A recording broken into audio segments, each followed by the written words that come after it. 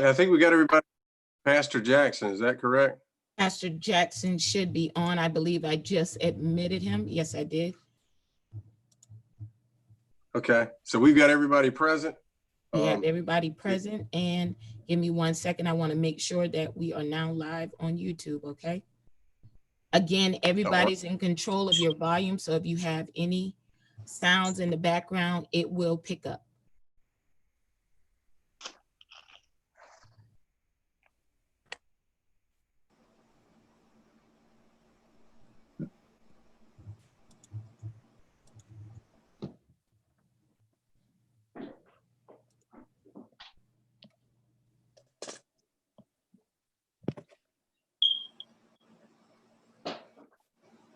You're live. All right, good evening. At this time, I'll call the July 21st meeting of the Fairfield School Board, again by Zoom, to order. I believe we've had proper public notification, and I do have confirmation of a quorum. At this time, Chair will entertain a motion to enter executive session. I believe all we have is personnel matters. Is that correct? Correct. Mr. Chair, Ms. Harrison.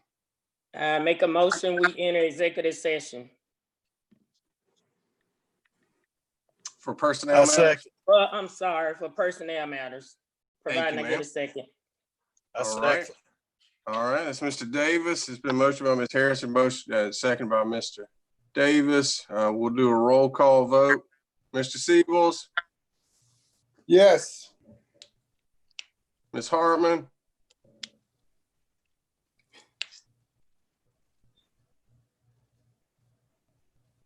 You're muted, Ms. Hartman. They can't hear you. Yeah, so you gotta give me a thumbs up. There we go. Uh-oh, went back.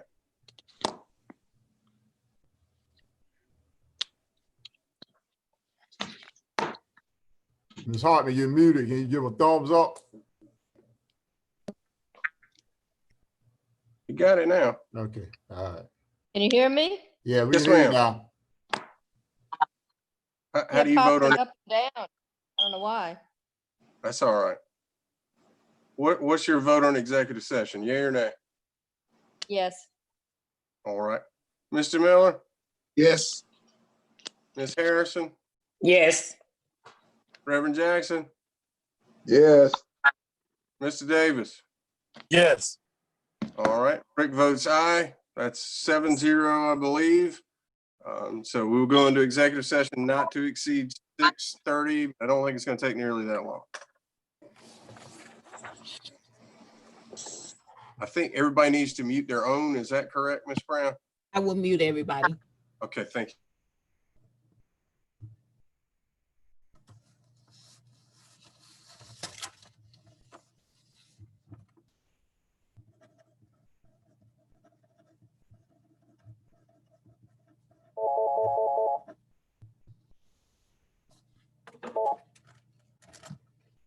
Superintendent's office.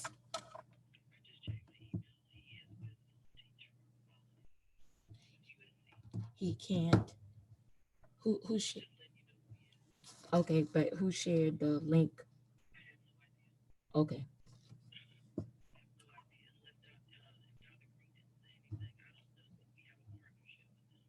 Okay.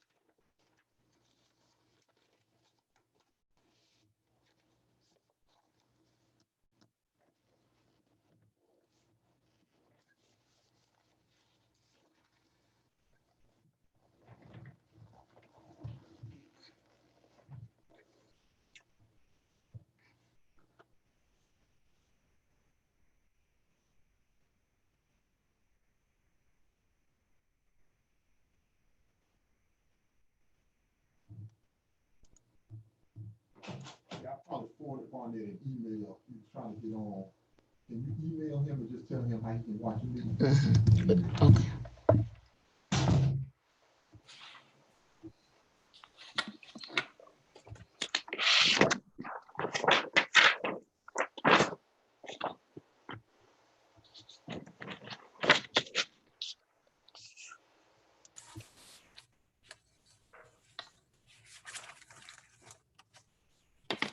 Please be reminded that you will need to unmute yourself if you want to speak. Currently, all board members are unmuted.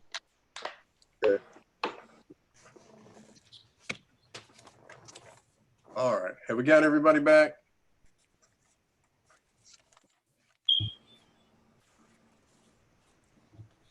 I think we do. At this time, Chair, entertain a motion to exit executive session.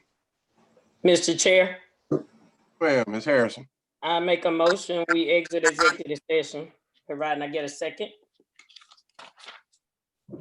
A second. That Mr. Davis? Yes, sir. Yes, sir. Okay. It's been motioned by Ms. Harrison. It's been seconded by Mr. Davis to exit executive session. We'll do the roll call vote.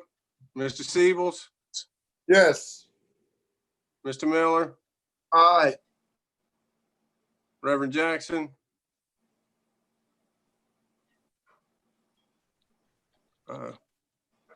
Did we lose him? No, he's there.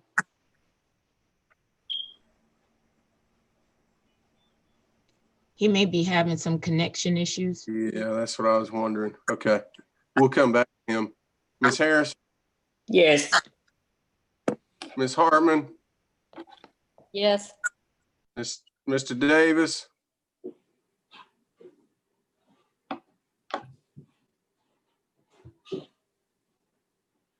Is he still with us?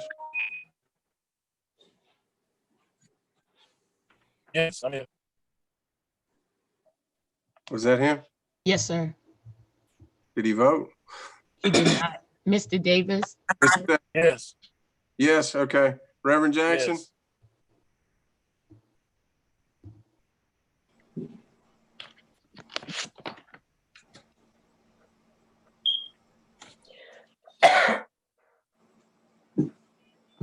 You may have to ask him to give the thumbs up if he can. He votes yes. Well, and unfortunately, I'm having some issues, so his picture's not showing up. So if you see it, Miss Brown, please let me know. Okay. Reverend Jackson, if you'll give us a thumbs up or thumbs down. Yes. Yeah. Okay, good deal. This modern age is great. We're going to hand signals. And for no tie, so we'll exit executive session. Welcome, ladies and gentlemen. Thank you for joining us on what I hope to be our final Zoom meeting. I'll get to that in my report. But at this time, I'll turn it over to our secretary for a moment of silence. Let us all pause for a moment of silence.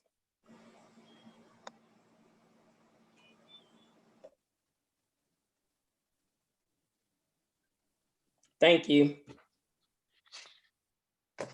Thank you, ma'am. And at this time, Chair will entertain a motion in regards to approving this evening's agenda.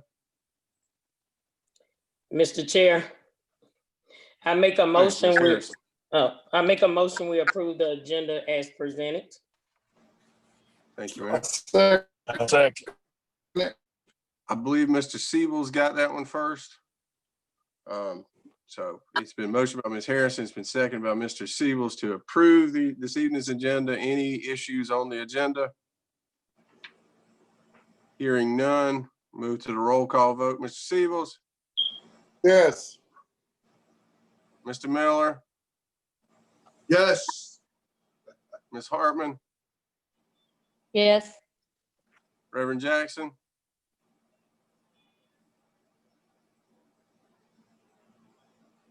All right, somebody tell me whether he gave a thumbs up or thumbs down.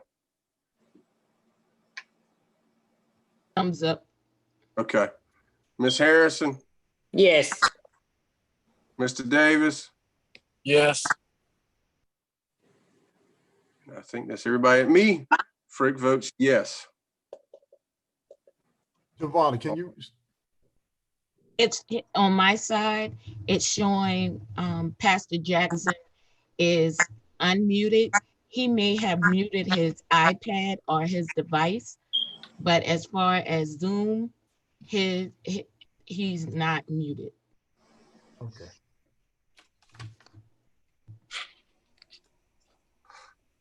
All right. Well, we'll go with hand signals if we have to for the rest of the meeting. In board minutes, this time Chair will entertain a motion in regard to the June 9th, 2020 board meeting minutes. Mr. Chair, Yes, ma'am. Ms. Harris. I make a motion we accept the superintendent recommendation to approve the board minutes from the June 9th regular call board meeting. Henry Miller, second. Thank you, Mr. Miller. It's been motioned by Ms. Harrison. It's been seconded by Mr. Miller. Any discussion on the June 2020 board minutes? Hearing none, we'll move to a vote. Mr. Siebels? Yes. I think that was yes. Is that what that was? Yes. Mr. Miller? Yes. Ms. Hartman? Abstain. Very good. Reverend Jackson? Tell me what we got, Ms. Brown. I still can't see him on my screen. They're voting on the minutes. Oh, yes. He said yes. Thank you. Ms. Harrison? Yes. Mr. Davis? Yes. And I think it's down to me. Frick votes yes. All right. Chair, I yes, think ma'am. I heard Reverend Jackson vote that last time. I thought I heard his voice. He did. He did. I think we got him as a yes. Is that correct, Reverend Jackson? He's voting from my phone. If I can get the. Oh, that's how he heard him. I don't know what to do. Okay. We're getting there. All right. As I have it, that's 6 in favor, 1 abstention. Thank y'all. And now we'll move down to superintendent's report. Chairman Frick, members of the board, I'll get right into the agenda. The first item I want to get to is the 2020 disbursement, 2020-21 bonus disbursement. I am appreciative of the board for agreeing to maintain this very generous bonus structure that we approved on last year, even in the midst of massive budget challenges locally and statewide. We are recommending we make a slight change this year so we don't find ourselves in a situation questioning who should be eligible to receive the bonus. And if an individual departs the district early, are they still entitled to the bonus? And so we are making a recommendation from the administration that we disperse the bonus into 2 equal payments. First disbursement would be on Monday, December the 21st, and the second disbursement would be on Friday, May 28th. Any questions? But this is an action item, is that correct? Yes, sir. All right, well, let's get a motion so we can have discussion on that. Chair will entertain a motion in regard to superintendent's recommendation to do the 2021 bonus disbursement in 2 installments.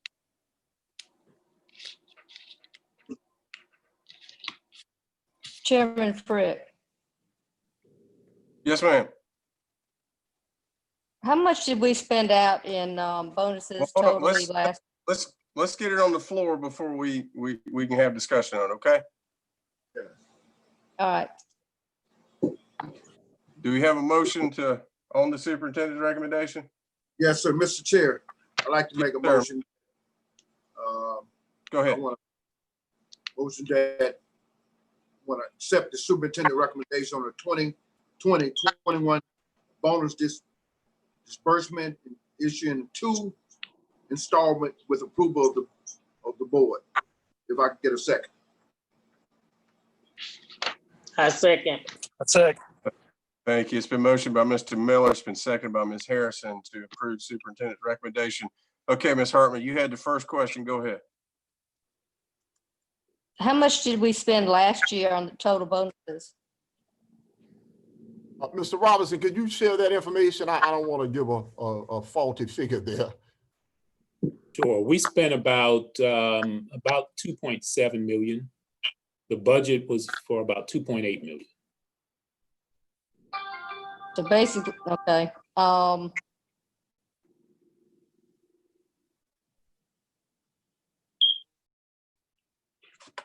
Okay, another question was, have we gotten, the state still hasn't passed theirs budget as far as the teachers are concerned, is that correct? That is accurate, Ms. Hartman. The state, the budget has not been passed. That's why we passed a continuing resolution to operate on last year's budget.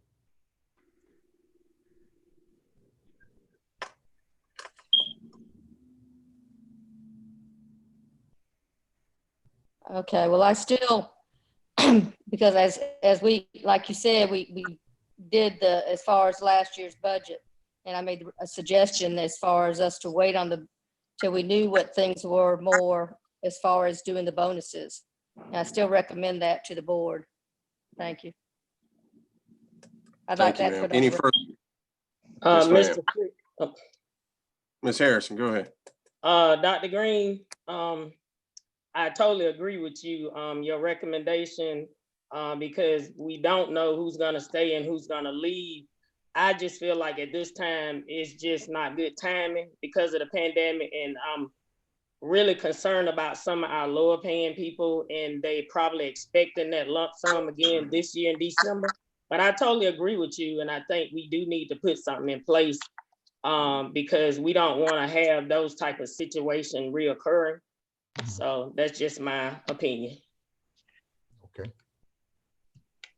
Thank you, ma'am. Anything else on the bonus disbursement? So Chairman Frick, let me just respond to what Ms. Harrison alluded to a second ago, and she's exactly right. We probably have some staff members who may be expecting to get the 1 lump sum payment in December. The only other option that we would have to ensure that all employees work the entire year who receive the entire bonus is to put some kind of agreement in place that would suggest that you were obligated to complete the year, and if you didn't, you would be required to return part of the bonus. The attorneys aren't necessarily recommending that because then you find yourself in a situation of extending money and then potentially having to try and get it back. And once you've given the resources, it can be challenging trying to ask people to return it in the event that they leave before the year ends. But Ms. Harrison makes a very valid point, and so it's obviously something that needs to be considered from both perspectives. And I'll add on that, I would say it's potentially expensive as well, because at some point you're going to ask a lawyer to at least draft a letter that says you need to return that money. And I assure you, they're not going to do that for free. Any other questions or issues on the bonus disbursement? Okay, hearing none, we'll move to a vote on it. Mr. Siebels, Yes. Mr. Miller, Yes. Ms. Hartman, Can you come back to me? yes, ma'am, I will. Reverend Jackson, Yes. see him say yes. Okay. Ms. Harrison, I vote no, just because this year I just think it's not good timing, but no. yes, ma'am, understand. Mr. Davis, Yes. thank you. Ms. Hartman, you ready?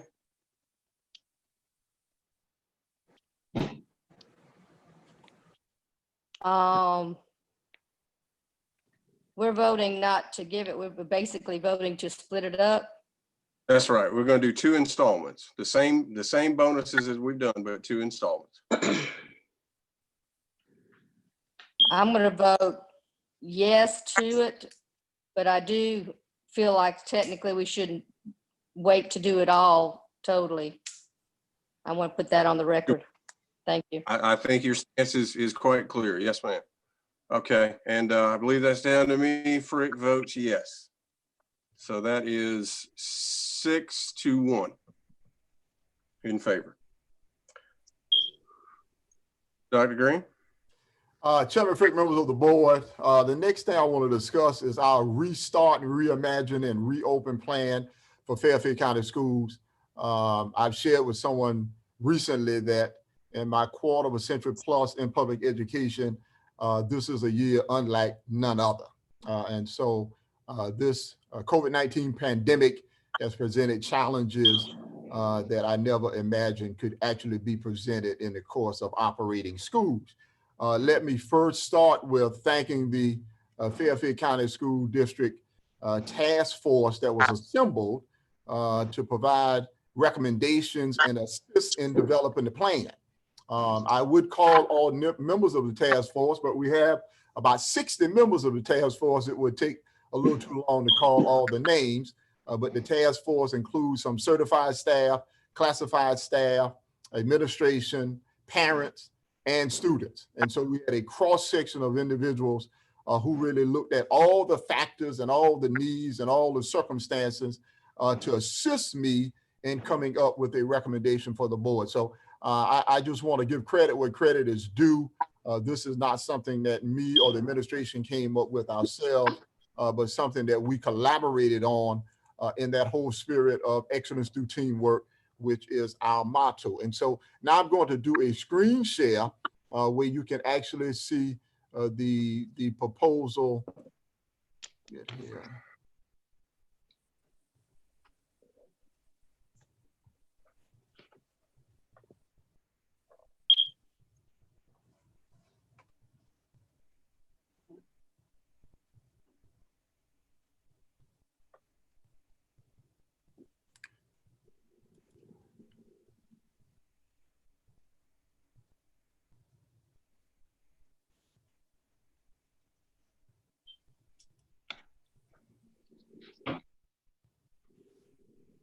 All right, can everyone see my screen now? Yes. Okay. Yes.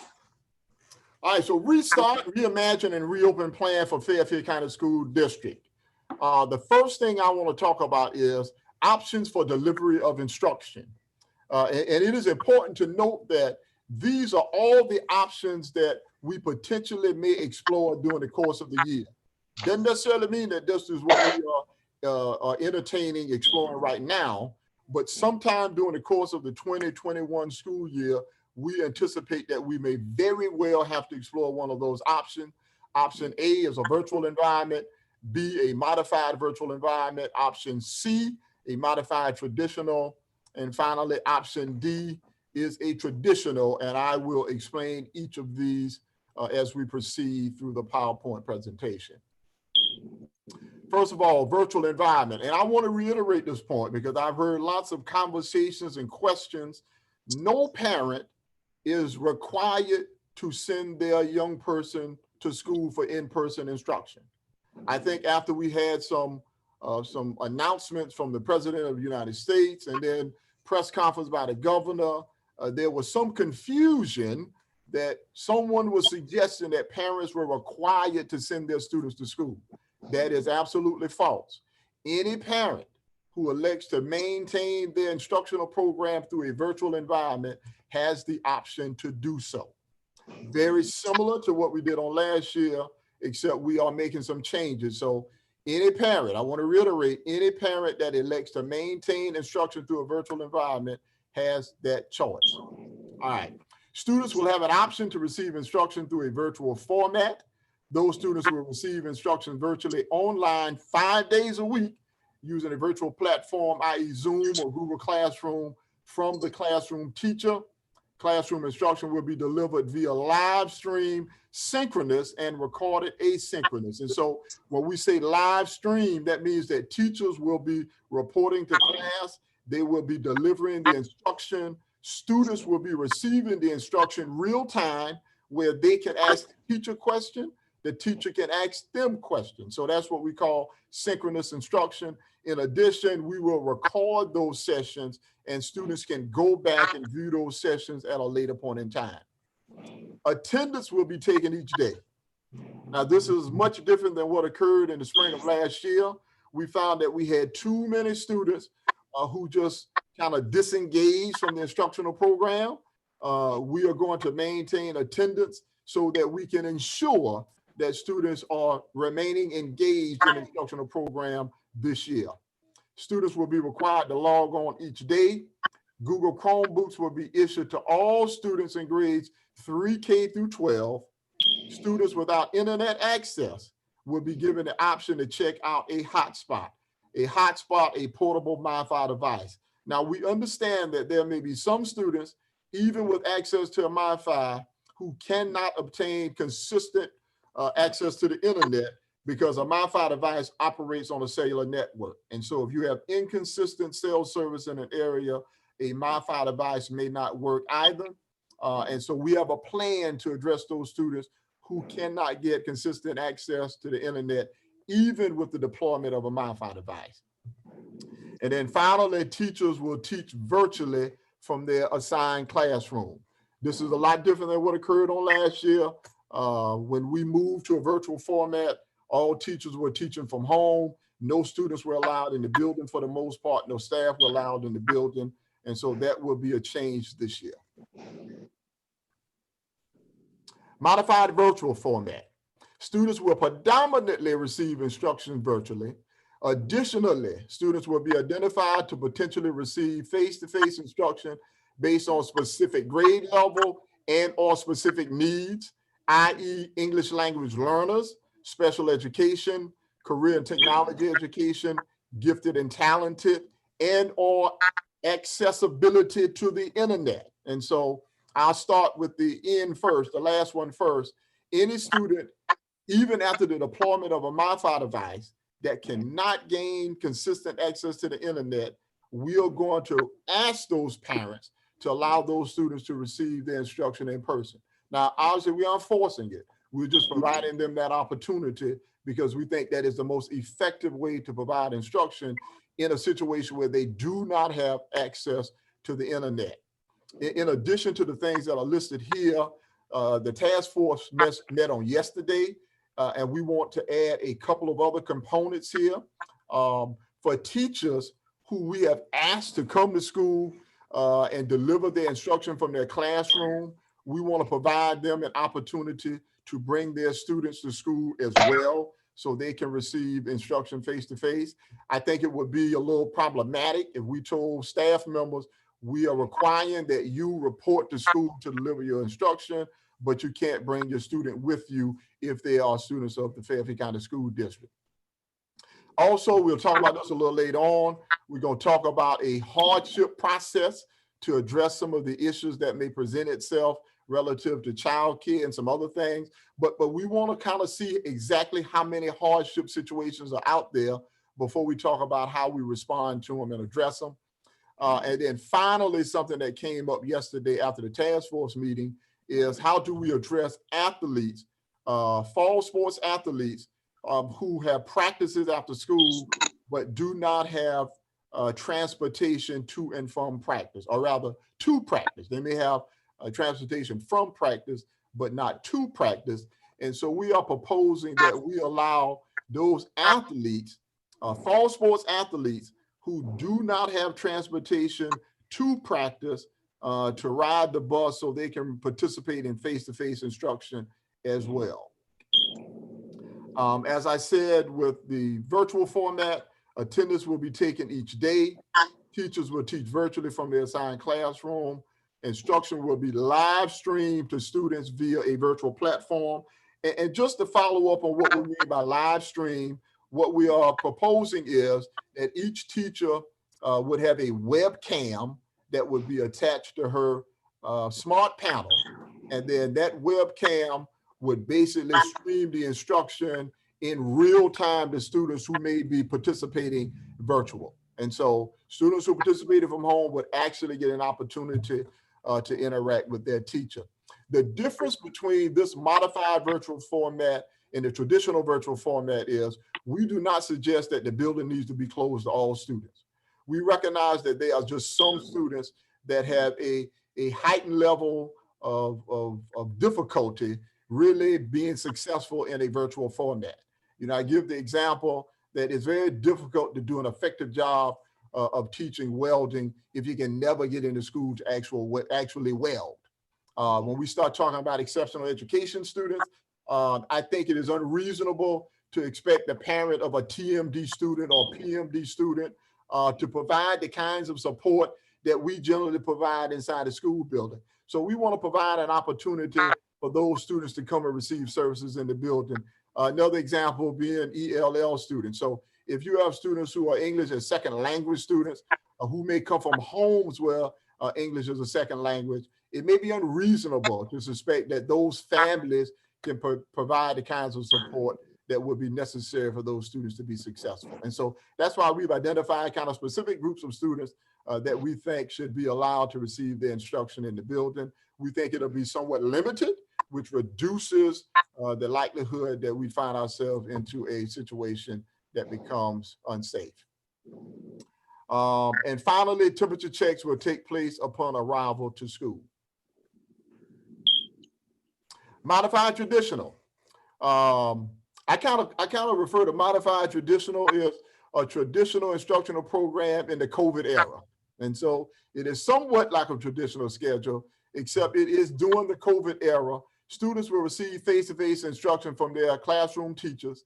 Students will attend school every day while practicing social distancing during the transition, arrival, dismissal, change of classes, lunch-related arts.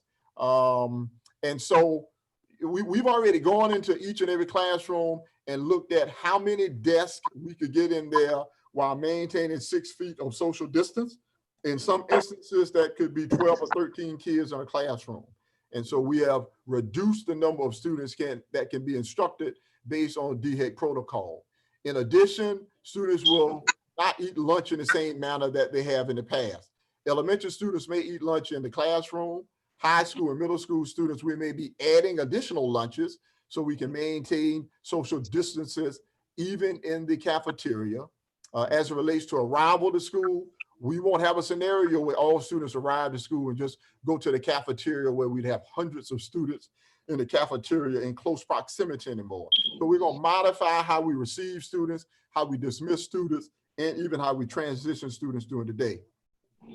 Students will be required to wear face coverings during transport to and from school, transitions during the day, and at any other time, social distancing protocols cannot be maintained. And then finally, temperature checks will take place upon arrival to school. Traditional option. Traditional option, students will return to pre-COVID-19 operations. And obviously the only way we return to a traditional option is if a vaccine is developed and we can vaccinate all our students. And so we therefore have no need to maintain 6 feet of social distance. We have no need to wear masks. We have no need to modify transitions and lunch. The likelihood that that happens during the year is obviously pretty slim, but I did want to identify that as an option in the event that we find out next week we have a vaccine and we're almost back to normal. No harm in wishful thinking, I guess. So my recommendation is that we begin the year, and once again, that's the recommendation as of today, that the proposed instructional model would be modified virtual format. All right. Note here, I said that Governor McMaster issued guidance on July 15, 2020, that every student must be provided the option of 5-day face-to-face instruction for the 2020-21 school year. Our proposal does not meet that requirement because every student would not be eligible to report for face-to-face instruction. What Governor McMaster issued was guidance. It was not a mandate. But that is his recommendation, for lack of a better word, given the extent of spread in this area. I think this is a good way for us to begin, hopefully being able to transition to a modified traditional schedule in the very near future. And so I think this provides us an opportunity to have a limited scope of students in the building to see exactly how we are operating, rather we are having any potential outbreaks, any huge number of transmission. And if we aren't, that says to us, maybe we can begin to transition onto a modified traditional format, which is my hope. As I said, we want all students back in the building as much as the governor, the president, or anyone else does, because we realize the value that face-to-face instruction and all the services that we provide means to the young people of this community. I won't necessarily go over all of this again, but these are just the details of the modified virtual format.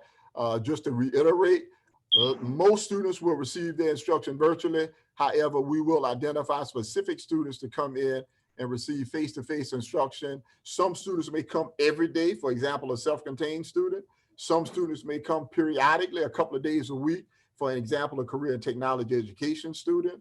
I identify gifted and talented. And so Millis Technical College at this point in time still plans to send an instructor to teach courses at Fairfield Central High School. And so if Millis Tech is sending an instructor to teach a course, then our students would be asked to report to school to participate in that instruction.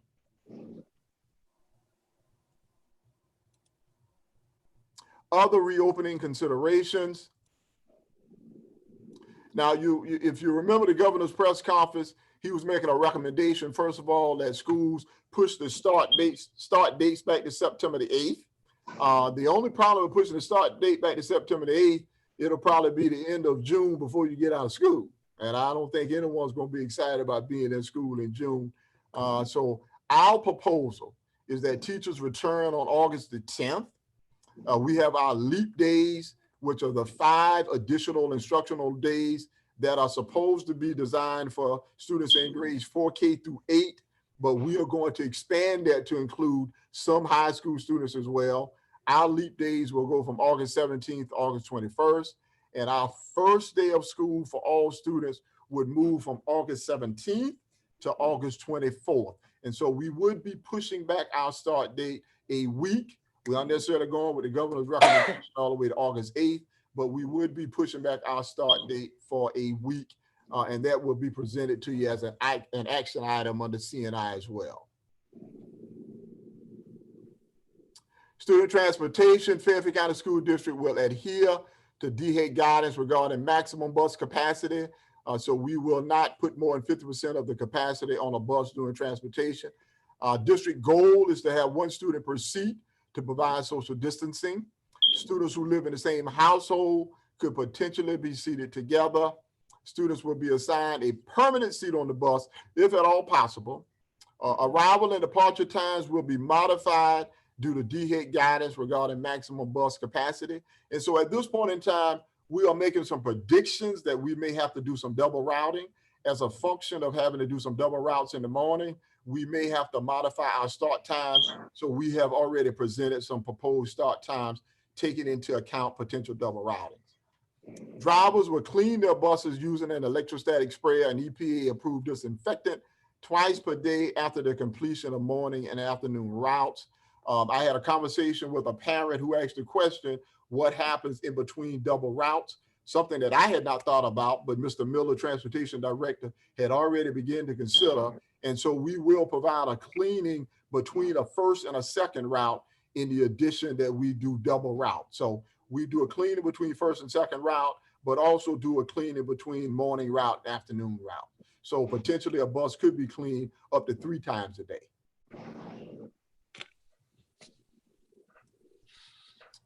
You note here where we have some projected arrival and dismissal times. You'll see that elementary schools are projected to begin at 8 o'clock. High school, secondary students, middle school, career and technology, Gordon Honors Academy would begin at 9 o'clock. And I'm sure my secondary students are not upset about that, since they do like to sleep in if at all possible. And so this provides an opportunity in the event that we have to do significant double routing to accommodate DHEC protocol on buses. Now, we don't know how many parents are going to elect to ride the bus in the event that we are in a modified traditional schedule or a modified virtual schedule, but we are making some projections that we may very well need to push our start times back a bit. Safety protocols, DHEC guidance will be followed when it has been determined students or staff members have been in close contact with someone infected with COVID-19 and a positive case has been confirmed. You know, initially DHEC was requiring that students or staff quarantine for 14 days if they come into contact with a positive case. I think that guidance has been modified to quarantine for 10 days now. You know, DHEC has been receiving guidance from CDC, and I think the latest guidance has changed it from 14 days to 10 days. Surprisingly, DHEC does not require a negative test prior to returning. So their guidance allows you to quarantine for 10 days and wait 24 hours until you, and go 24 hours with no symptoms, and then you will be eligible to return. I am considering adding requiring a negative test in addition to the quarantine period. The only problem with that is there's such a backlog in terms of getting results. And so if you waited for 10 days in terms of your quarantine, and then we said that you had to receive a negative test before you could return, you very well could be waiting another 7 or 10 days before test results came back. So that's something that we are taking into consideration. Cleaning and disinfection will be performed with EPA approved disinfectants for COVID-19 on a routine and ongoing basis. Face coverings will be worn by student, staff, and visitors. And then finally, face shields and other accommodations will be made for students or staff who can provide medical documentation of existing medical condition. For people who simply cannot wear face masks, we are going to provide the opportunity to wear face shields instead. And in addition to face masks, we will provide faculty, staff, and some students face shields also.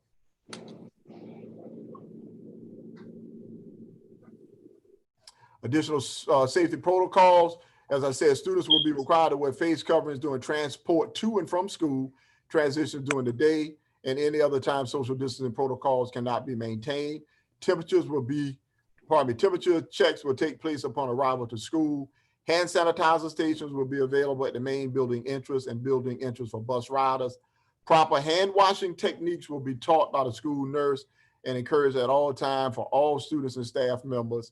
And we've not necessarily said that parents won't be allowed to enter our school buildings because there may be some extenuating circumstances.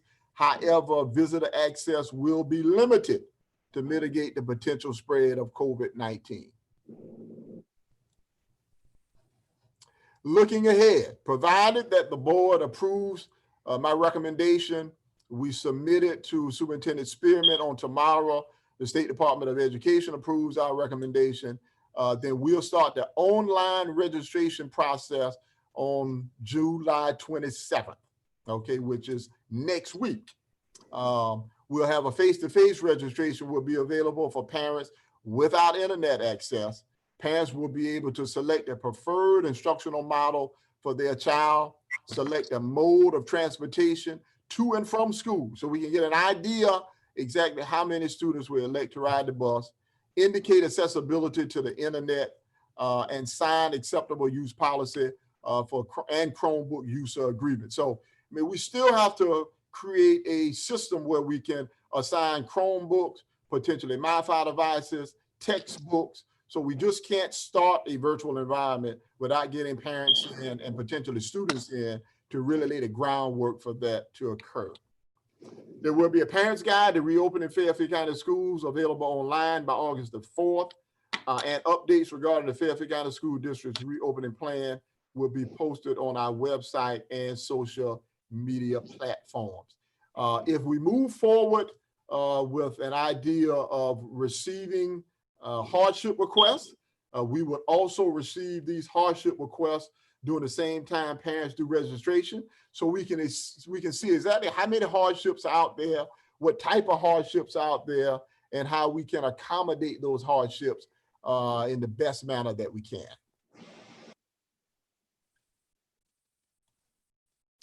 All right, that's it in a nutshell. What questions do we have? Got to put it to a motion. I apologize, Ms. Harrison. I keep doing that. My bad. Thank you for keeping order, Ms. Harrison. Yeah. Chair will entertain a motion in regards to superintendent's recommendation to accept the modified virtual, I believe is correct. Is that correct, Dr. Green? That's correct.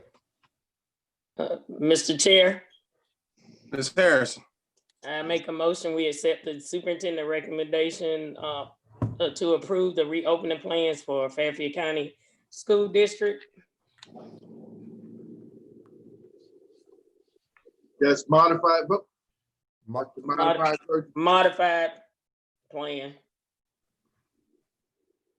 I second that. Mr. Miller second that, Mr. Chair. thank you. Thank you, Ms. Harrison made the motion. Mr. Miller seconded to accept the superintendent's recommendation to restart school with the modified virtual plan as he outlaid. Now, on to questions. Mr. Chair. I'm sorry. Go ahead, Ms. Harris. I'm sorry. Mr. Chair. Yes, ma'am. Okay, I got several questions. So if you need to stop me and go on to somebody else, feel Go free on to. through. I got a feeling we're gonna have plenty of questions. So ask what you need to ask. Okay, Dr. Green. Yes, ma'am. I want to commend you and your staff and the task force, because I know it was a lot of countless hours and brainstorming on this one. So thank y'all for your hard work. I got a few questions. I know you said you're gonna wait to see how many hardships we have, because we do have some parents that they have internet access, but they have to go to work and the child may be at home with a grandparent that can't help them get on the internet. And from my understanding, they do have to log on when it's time to log on, right? Yes, ma'am. And so they're gonna get count absent if they don't log on. So I guess that's something that you're gonna see after you start doing the registration. And for the GT kids at the elementary level, they only meet like once a week. So how will you do that for those GT kids at the elementary level? Yeah, so what I'll say, Ms. Harrison, we aren't necessarily specifying how often the GT kids would meet. Okay. We're just saying that we want to make it available. And so I'll let the schools kind of dictate that, make some determinations based on the instructional program, how often they need to meet. So yeah, we've not made decisions about that the same way we've not made decisions about career and technology or special ed. Okay. It could vary from school to school or even student to student for that matter. Okay, so the elementary kids most likely are gonna stay in the classroom. They're not gonna change, but the teachers are gonna change, right? Yeah, and so what we'll do is for those kind of elected programs like art and music and Spanish and other things, then our plan is to have those students rotate to those elementary classes. Now, that's a little bit more difficult to do at the high school level, just because of how schedules are developed. But at the elementary level, it's a little easier to manage. So what do we have in place for some teachers that may have underlying conditions that may be afraid to switch out the classes? Are we gonna have somebody go in and clean behind them for the, the devices that they're gonna be using? Are the teachers gonna clean the device before they leave out? How are we planning on doing that? Yeah, and so Ms. Harrison, we'll use the electrostatic sprayers to clean the rooms periodically. Obviously, you don't want to use the electrostatic sprayer and have students report right back into class, because that may not be good for respiratory issues in terms of having those kind of chemicals out. But we'll continue to do cleaning with alcohol wipes and Lysol wipes during the day, where we can clean down surfaces, clean down Chromebooks and other items. So we'll constantly sanitize during the day, but we won't be using electrostatic sprayer all during the day. Okay. Is it possible for the elementary level that the teachers can like stay with the same students all day, or do they have to switch out? So generally speaking, the elementary students do stay with the same teachers all day long, except with, unless you're talking about an upper elementary, like a 6th grade kid. But if you're talking about a kid in 1st grade or 2nd grade or 3rd grade, they generally stay with the same teacher every day. Now, once you start getting in upper elementary, which is even middle school for some districts, those students tend to transition and move from class to class. Okay. And the plans, I heard you say a lot about the cleaning the buses. What do we have enough staff to like regularly clean the bathrooms in the classrooms? I know you say we're not gonna use the sprayers often because of, some people might get sick by it, but the bathrooms probably gonna have to be cleaned a little, more than what normally is being cleaned. So what's the plan on that? How often will they clean it? And do we have everything in to actually do all the work that we need to do at this point? Yeah, so Ms. Harrison, we've already received the electrostatic sprayers in. Okay. Actually, we've done a cleaning at McCoy Liston School of Technology already. We cleaned the entire facility at Gig Elementary School. And just for information, it took one of the maintenance workers about 4 hours, maybe 4.5 hours, to clean the entire facility using an electrostatic sprayer. As it relates to how often we'll clean the bathroom, I think we'll start off, Ms. Harrison, kind of cleaning it out periodically during the day. But in all honesty, we may evaluate and determine we need to do it more than planned. Right now we're making some predictions about how often it'll be necessary. Obviously, the more students that are in the building, the more you need to do it. And so we're in a modified virtual format where there may be limited students. We may not have to do it as much as we would if we're in a modified traditional format where there would be a lot more students. So that is a fluid situation where we'll make adjustments as needed. Okay, for just say, and God forbid, we have someone, a staff or a student that contract the virus. What do we have in plan? Are we gonna quarantine them and call a parent to come pick them up, and notify all the people that actually came in, all the parents that came in contact with the students? What are our plans on that if somebody actually contracted the virus and they're in the schools? Yeah, that's a good question, Ms. Hartman. So DHEC protocol says that if you are what they call close contact with someone who's confirmed positive, and close contact is defined as being within 6 feet of someone for 15 minutes. And so if you are within 6 feet of someone for 15 minutes, you're defined as close contact. Currently, the protocol requires that you quarantine for a period of time. It was initially 14 days. I've been told that the new guidance says only 10 days. But for every person who has come into contact with that person for 15 minutes within a 6-foot protocol is required to quarantine. And quite honestly, that is probably going to be the biggest potential disruption to having students in school. If a staff member, for example, is a confirmed positive, then you'd have to think about all the students that that staff member came into contact with, and then you'd have to ask all of those individual students to quarantine for that minimum of 10 days. Or if a student was a confirmed positive, then you'd have to think about all the potential students that particular student may have come into contact with, or all the potential staff that student came into contact with, and ask those individuals to quarantine for a minimum of 10 days. And so the quarantine requirements potentially could be the biggest disruption to maintaining any level of face-to-face instruction. Yeah, and I got one more question. I'll let the rest of them move on. I know we're planning on taking temperatures upon arrival to school. Yeah. Why not take them before they even get on, if they're riding the bus? Why not take the temperature before they get on the bus? Yeah, and that's a very good question, Ms. Harrison, and we talked about that. The issue is very often we have students who arrive at the bus and parents are not there. They may be there with a sibling or maybe there with a neighbor. And so if you check temperatures at the bus stop and a kid has a temperature, you can't just leave them at the bus stop, okay? And so you would have to turn that student over to a parent. And so the reason we elected not to do it at the bus stop is because we potentially don't have any place to send a kid if he has a positive temperature. Now, if we check the temperature at school, we can send a kid to the nurse's room. We'll have a quarantine room. We can leave them there until a parent can come and pick them up. There's obviously an argument to be made, as you said, by checking temperatures at the bus stop. But the problem is, once you check them, if you determine that a temperature exists, then what do you do with the kid? I mean, you almost are forced to still put them on the bus.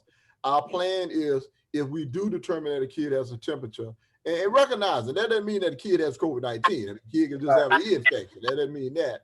Then we'll just try to isolate the kid on the bus and keep him within 6 feet of other students on the bus. Okay, thank you. All right. Hey, Mr. Miller, you were going next. Ms. Harrison asked all my questions. So I'm sorry. Very thorough. Mr. Chair, Who else has questions? I have a question, Mr. Chair. Mr. Siebels, go ahead. Dr. Green, Yes, sir. how many people can we potentially accept on hardship?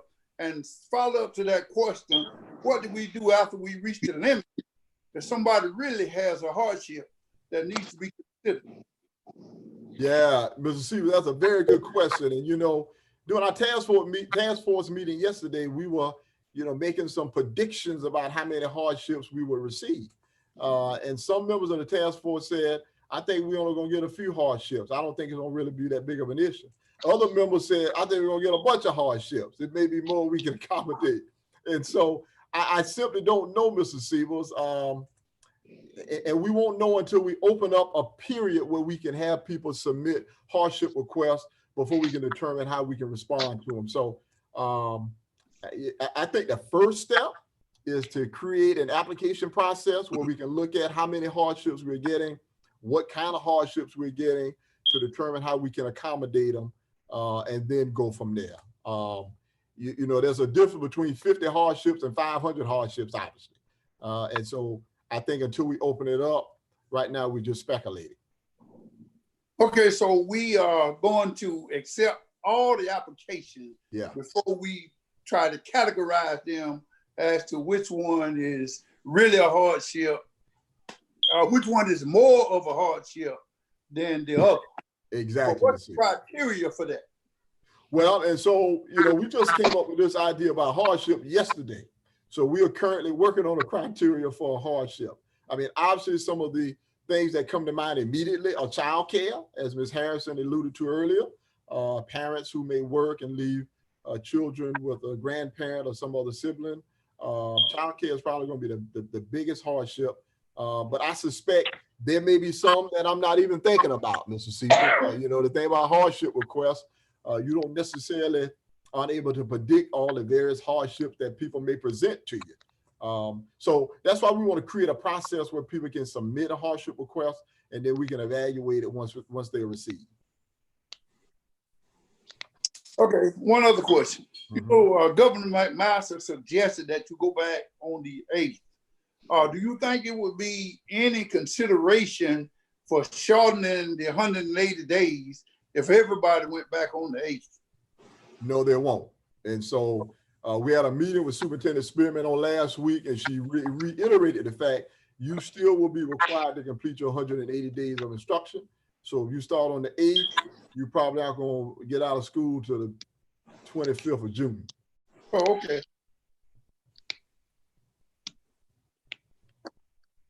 Any further questions? Fred, Yes, ma'am. Go ahead, Ms. Harmon. am I correct that if they're going to any of the classes, the students to go to school, they are distancing and they are wearing masks throughout the day? So that's a very good question, Ms. Hartman. So students will be social distance in the classroom, a minimum of 6 feet between all students. They will wear face coverings during transition. We are currently discussing, Ms. Hartman, and we've not come to consensus on the task force, whether we would require students to wear face coverings even when social distancing can occur. So in other words, if you had to wear your face covering once you were on the bus, once you got off the bus, once you were transitioning into class, and you could be seated and are definitely 6 feet away from your neighbor, do you still need to wear a face covering? And so there is some consideration of should students still be required to wear face coverings, even if they can social distance. Now, you know, even if you're in classroom, the question is, do you get up? Do you go talk to your neighbor? Does the teacher come talk to you? Do you go talk to the teacher?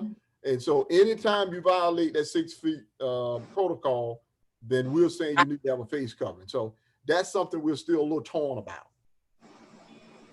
Well, I know, I guess we had that experience with the graduation that I can see it very hard for everybody. It gets hot, you know, with the face mask.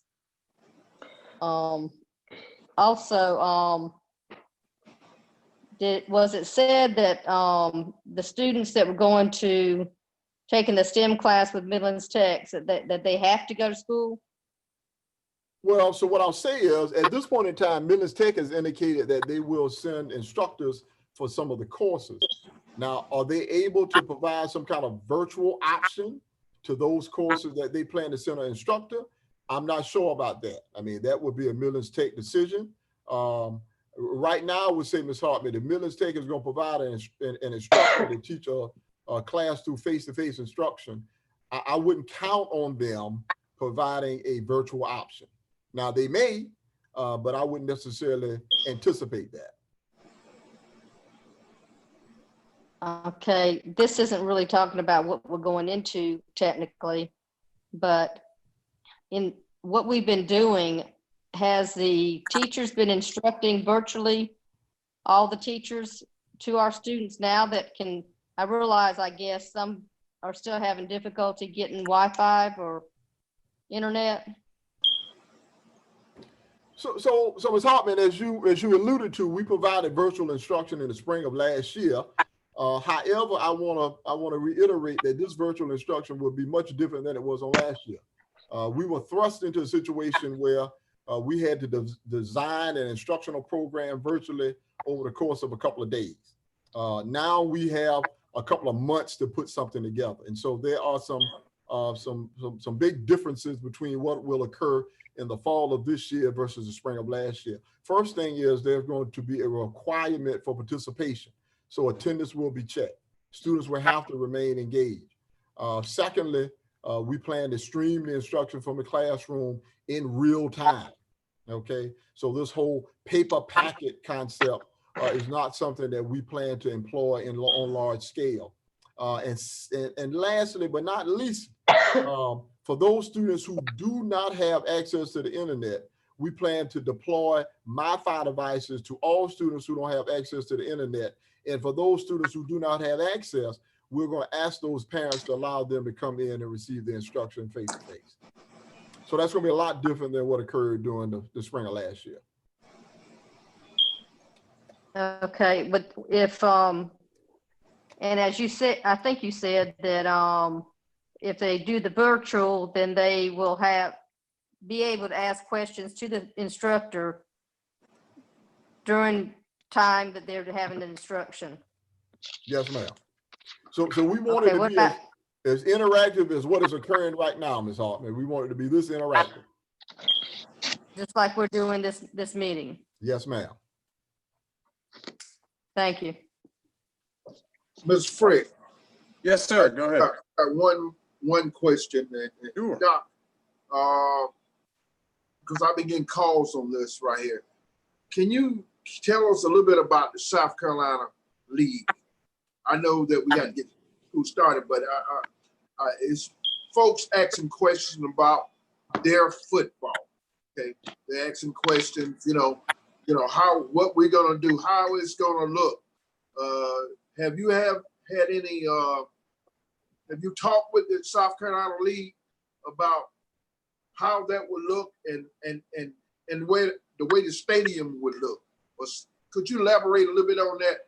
So I know there's somebody out there listening or seeing us on Zoom, so you can answer that question for them. Yeah. So, Mr. Miller, obviously that's been a big topic of concern from a lot of our community members. What's going to happen with athletics? And so, as you alluded to earlier, the South Carolina High School League will make the ultimate decision as to whether the seasons continue. During the last executive committee meeting, they made a determination that the seasons would be pushed back a couple of weeks, that some of the seasons would be shortened. Off the top of my head, Mr. Miller, I think they agreed that they would only play a season, a regular football season of 7 games. And so they've shortened all of the fall sports seasons as a result of pushing back the start date. As it relates to who will be allowed to attend games, high school league has not weighed in on that. I suspect that social distancing protocols would be required, but that's probably something they would leave up to local authorities to determine how you want to allow people and how many people you want to allow to attend your athletic functions. So they've not weighed in on that. But at this point, the high school league has indicated that all sports seasons will continue. Now that could change if we have a lot more coronavirus spread than we're having right now. But at this point, that is the plan. Okay. All right. Mr. Frick, Yes, ma'am. Dr. Green, did you say that administration and staff are required to wear the face mask too during the day? Yes, ma'am. Okay. And I know in the past, a lot of people change numbers when they, doing their information for their child.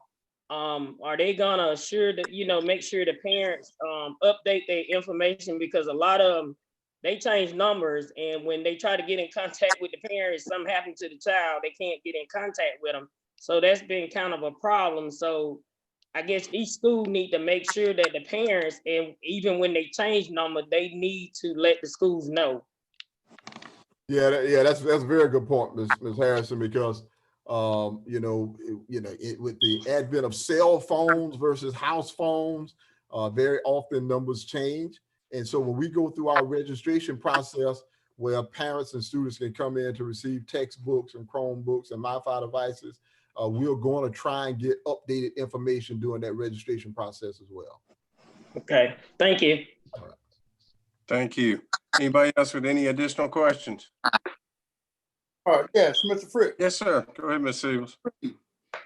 In the event that the State Department does not approve what we present, do we have second choice already ready so that we don't have to meet again?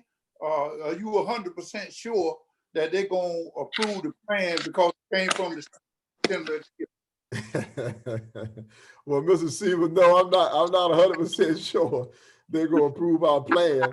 What I'll say is, I don't necessarily see any reason they wouldn't approve our plan, but if they didn't approve our plan, I would assume that they felt we needed more face-to-face instruction than is provided in our virtual, modified virtual format. And so the next option would have to be a modified traditional format. And so if they don't approve the modified virtual, then I think we can make an assumption they wouldn't approve the virtual. And so the only other option would be modified traditional. Oh, okay. However, I would be surprised, Mr. Caesar, and not because I'm state superintendent of the year, that they don't approve our plan.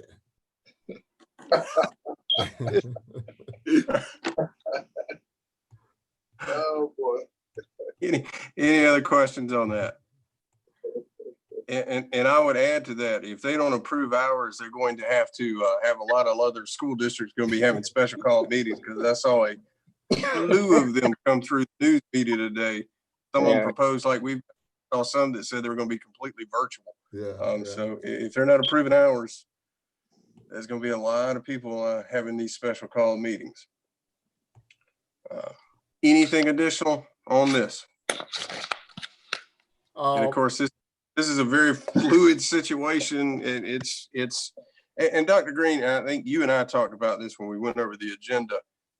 This is something that's going to be reviewed through the implementation. So if things change, we can talk about either having more kids on campus, or if it gets worse, moving more off campus.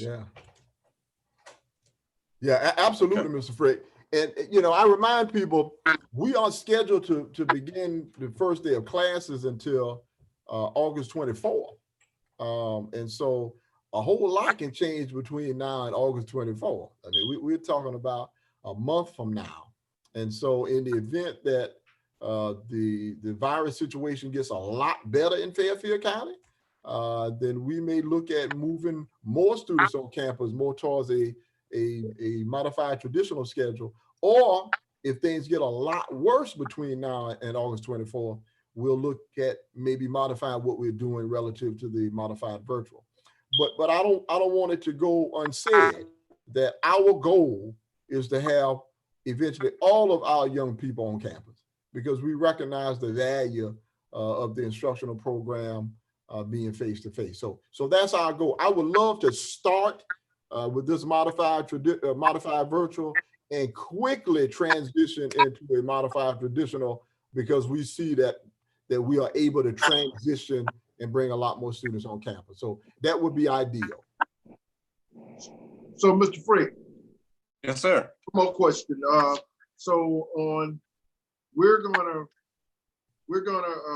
open school for teachers on Dr. Green on August, you said 11th? Ms. Miller, I think it's the 10th. Let me look. I think it's the it's so the 10th. Teachers gonna be back 2 weeks.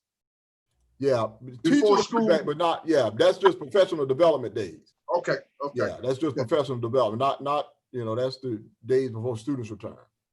And so teachers will come back on August 10th, and then the leap days will occur August 15th, and then first day for all students will be August 24th. 24th, yeah. Okay. And all the plans every year, we understand the social distance, so convocation and all that stuff is canceled. Yes, sir. So okay. we'll probably do some kind of virtual address to welcome staff back, but we won't do a convocation. Right. Okay. All right. Chairman Frick. Yes, ma'am. Go ahead, Ms. Hartman.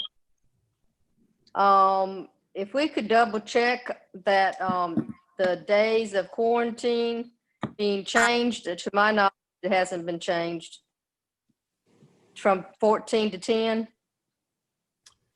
Yeah, Ms. Hartman, I have followed up with someone at DHEC. Actually, I spoke to someone from a hospital today who indicated that there was some new guidance, and that I just got that information today, and said that the guidance is now 10 days instead of 14. But we will verify that before we implement any different quarantine schedule. All right, thank you.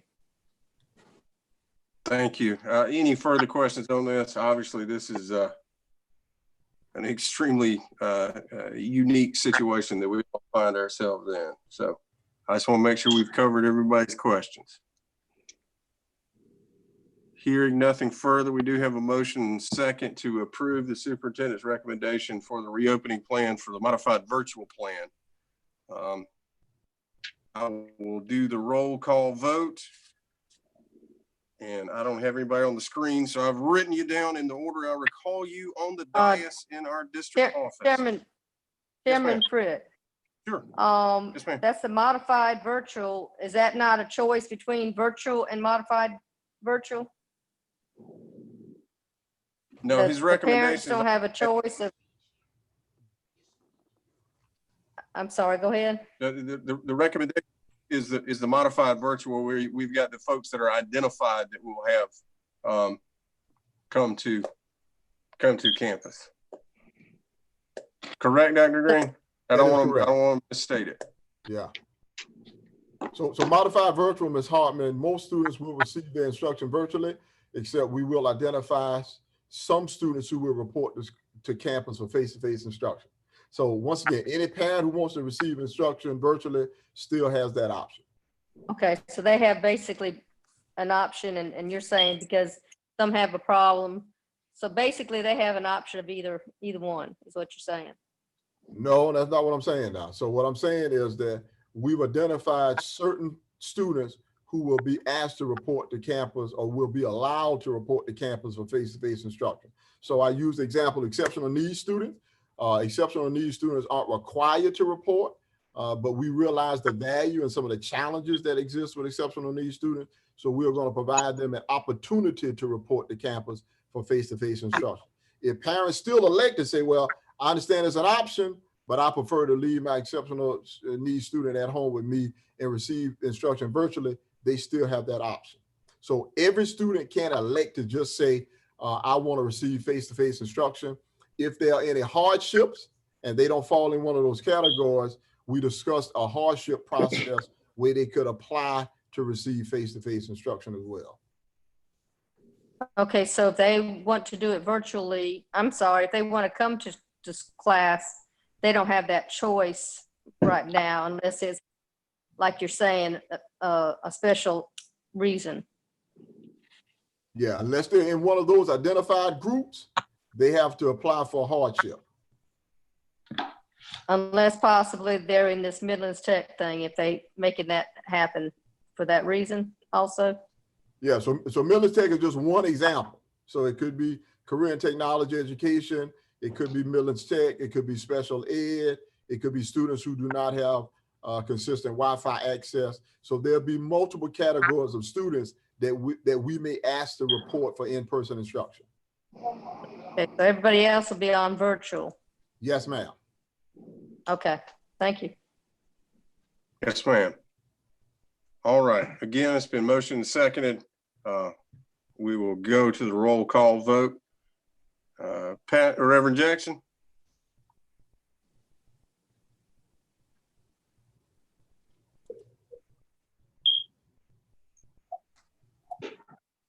What was that? I can't hear you. Was he still on the phone?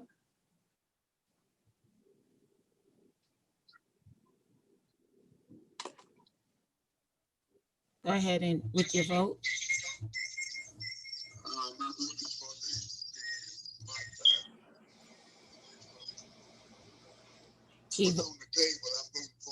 Modified virtual. He's voting yes. Okay, vote yes. Thank you. Ms. Harrison? Yes. Thank you. Mr. Miller? Yes. Thank you. Mr. Siebels? Yes. Thank you. Ms. Hartman? Yes, but I have got one more question to you is, if we say they have to go to school, will that be any kind of legal issue? They do have the option of denying it still, say they don't want this, right? Yeah. Isn't that what he said? So Ms. Hartman, we aren't telling anyone you have to go to school. What we're saying Okay. is we've identified students that we're given the option of reporting for face-to-face instruction. Okay, I'm So I just want to make sure that's reconfirming. clear because that gets confused. Right. You know what I'm saying? Anyone has to come. We're saying we're giving some parents the option if they want to leverage that option, but nobody has to come. Okay, just, I guess we need to be sure they know that. Okay, thank you. All right, thank you, ma'am. And just so that everyone is aware, Mr. Davis indicated that he may not be able to make it through the entire meeting. He had a personal matter he had to attend to, so he left during Dr. Green's presentation. So he is not present at this time. And on this matter, Frick votes yes, so that will be 6-0. Mr. Frick, if I could Yes, just sir. share one last thing before we go to curriculum and instruction. We administered a survey to students, parents, and staff at the end of last week. I think yesterday was the final day for that survey to be complete. And I just want to share the results with you all.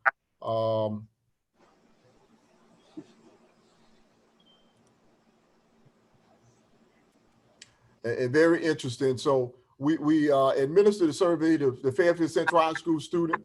And so these are rising 9th graders through 12th graders. So they would have been 8th graders on last year. Very interesting.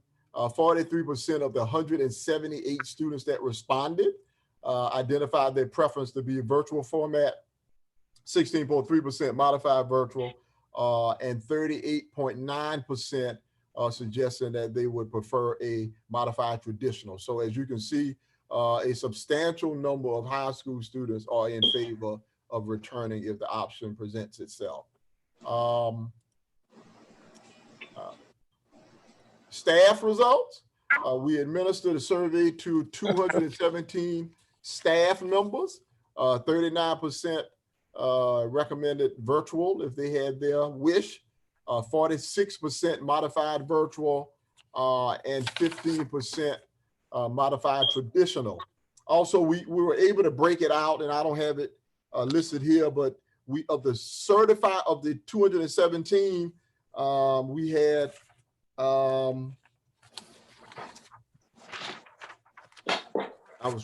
we had a breakout by the number of certified staff members, and now I can't seem to put my hand on that breakout. So if I get it, I'll reference it a little later on. What was the number of, what was the number on the students? So we had 178 high school students complete the survey.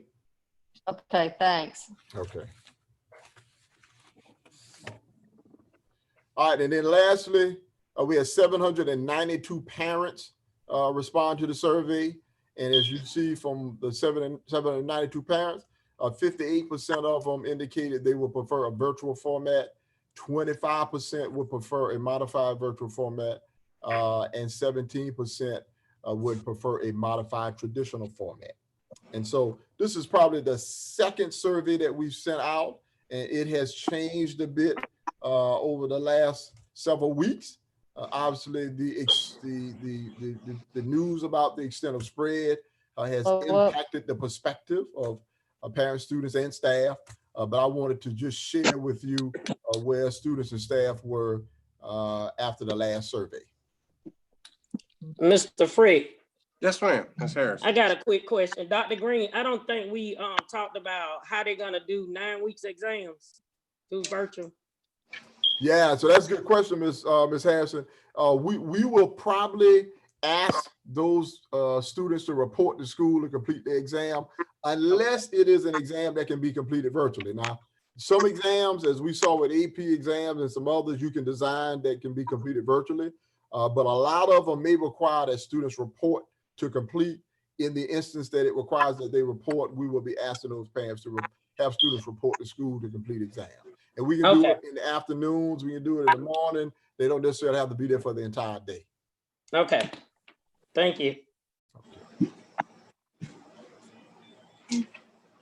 All right, I think we're now on to curriculum and instruction and the changes to the academic calendar that we just proposed. Good evening, everyone. For your approval are the following changes to the 2020-2021 academic calendar. A lot of the dates Dr. Green has already shared with you in his earlier presentation, but I wanted to highlight just a couple things that were not mentioned. June 12th, 2021 will be graduation. August 24th through December 22nd, the first semester. January 7th through June 11, 2020 is the second semester. And the last day of school for students will be June 11, 2020. And just as a reminder, the first day of school for students will be August 24, 2020. And leap days would take place on August 17th through the 21st. And these are the leap days that have been identified on the calendar. And the superintendent recommends the approval of the proposed changes to the 2020-2021 academic calendar. Thank you, ma'am. At this time, Chair, I'll entertain a motion in regards to the changes for the academic 2020-21 calendar. Yes, Mr. Chair, Harrison. I make a motion, we accept the superintendent recommendation to approve of the proposed changes to the 2020-2021 academic calendar year. Thank you, ma'am. I second it, Mr. Chair.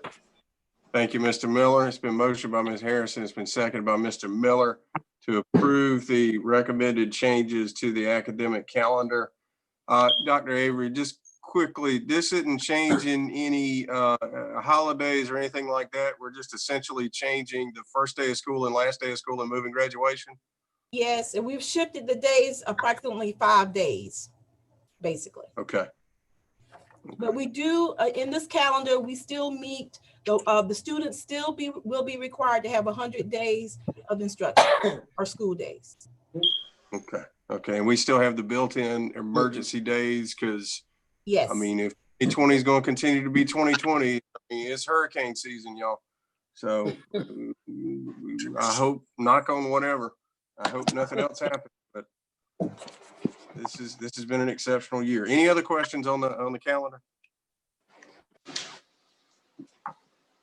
Hearing none, we'll move to a vote on the new academic calendar. Pastor Jackson.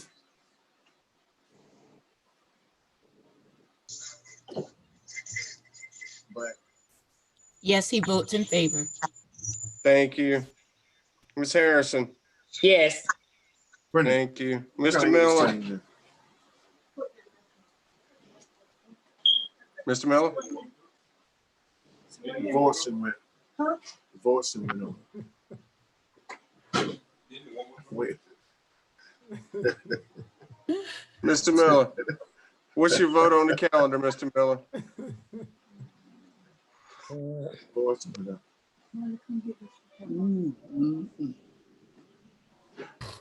I think he got distracted.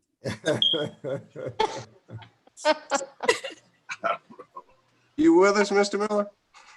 Audio. Yeah. I think he's talking about an audio problem. I don't know how to work this, but disconnect audio. It did. Mr. I Miller, know this the iPad, Mr. Miller, your audio is but on. like the volume on the iPad, is it up on them? Yeah, it was just talking. I don't know how to work this, but Mr. Frick, I'm gonna get in touch with Mr. Miller to let him know his audio Okay, is on. do that and I'll move on. Mr. Peebles. Yes. Thank you. Ms. Hartman. Yes. Thank you. Yes.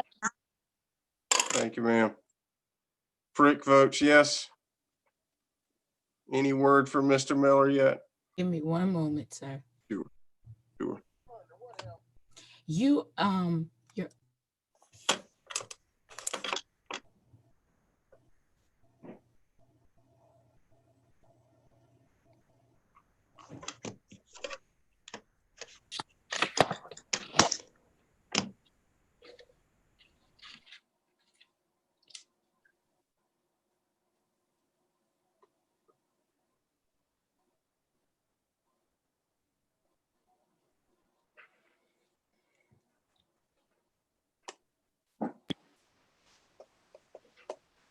Y'all thought y'all got rid of me. Y'all tried y'all best to try to get rid of me. We It tried. didn't work. Oh, All right, you back with us then? with the freak. Yes, sir. I hear Oh, no. you. You hear me? Y'all hear me? Yes. Yes, sir. Waiting on You your hear vote. us? Uh-oh.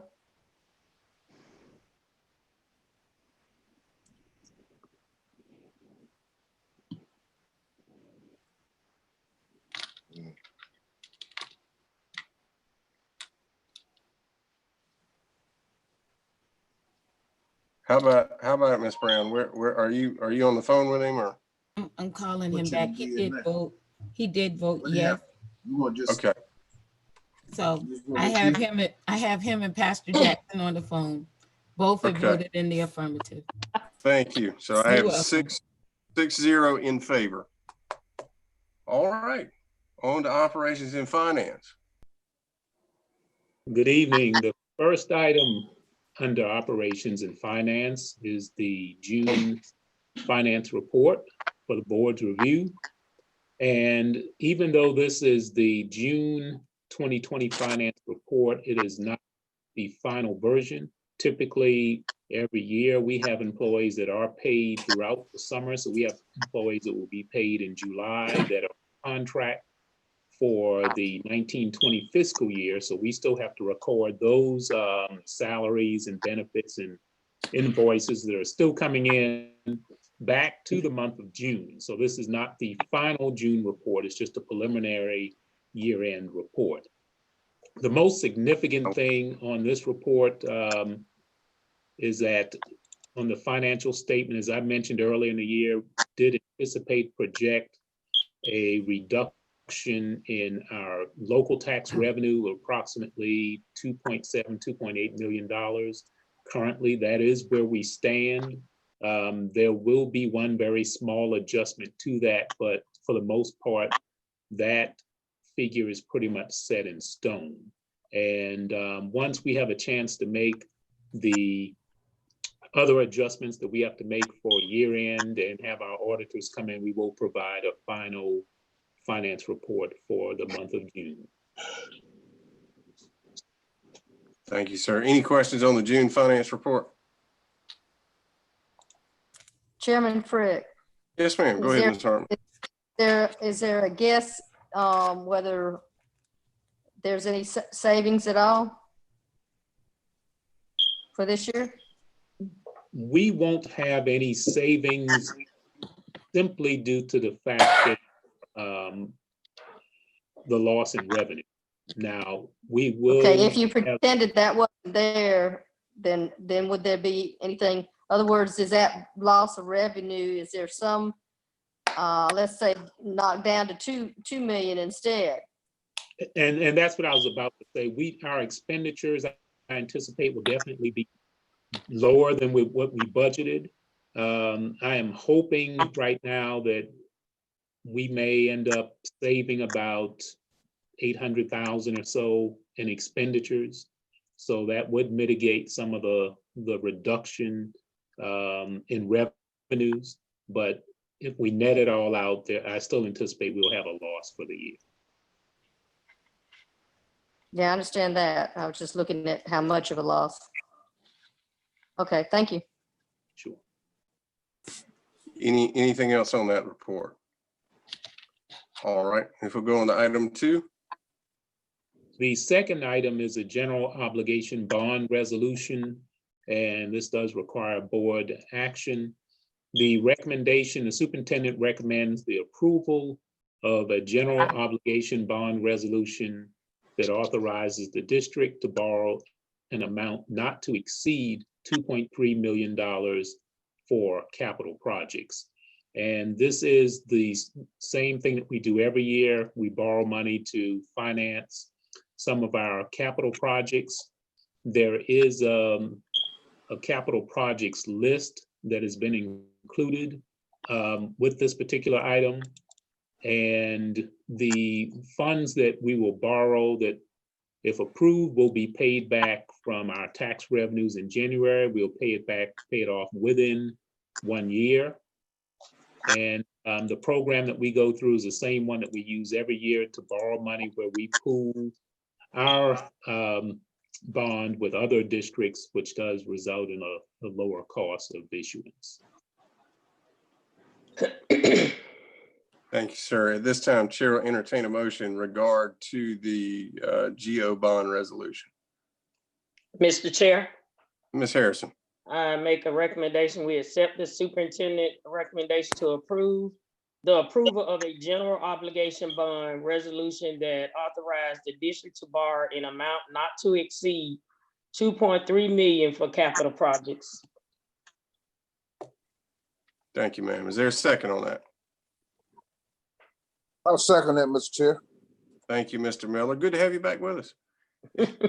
Man. The motion by Ms. Harrison is by Mr. Miller to approve the general obligation bond not to exceed $2.3 million. And Mr. Robinson, I believe you alluded to this. This is what we have done since we have had this. It kind of keeps our cash flow going so we can do capital improvements, correct? That is correct. Okay. And of course, interest rates, they're basically giving us money away for free right now, aren't they? The rates are relatively low, yes. Thank you, sir. Not quite. Any other questions on the GO bond? Yeah. Let me get Ms. Harris. Go ahead. Huh? Ms. Harris. Dr. Green. Is he there? Yeah, go ahead. I know I'm not looking at the projects now, but I think the air conditioning units are included in those projects, as I know we had talked about it a while back. Some of the schools have old units. Yeah. So those schools included on this project to replace some of the units, because I know it probably can't be fixed. They so old. Yeah, Ms. Harris, that's an excellent point. You know, we began the process several years ago of trying to replace some of our units throughout the district. As you said, some of them are as much as 30 years old. We've not necessarily tried to do all of them at one time, but we're going in every year and try to replace the ones that are having the most difficulties. And so this is something that we'll continue to do this year as well. I wanted to reiterate something Mr. Frick alluded to earlier as well, is that we've been doing this every year to try and maintain our capital, investments, but it does not result in any tax increase, and we pay the amount borrowed back at the end of the year. So it doesn't result in any millage increase because it's paid back at the end of the year with current tax revenues. Thank you, ma'am. Thank you. Chairman Frick. Yeah, go ahead, Ms. Hartman. Is there a way of flashing that for a couple minutes with a list of capital projects?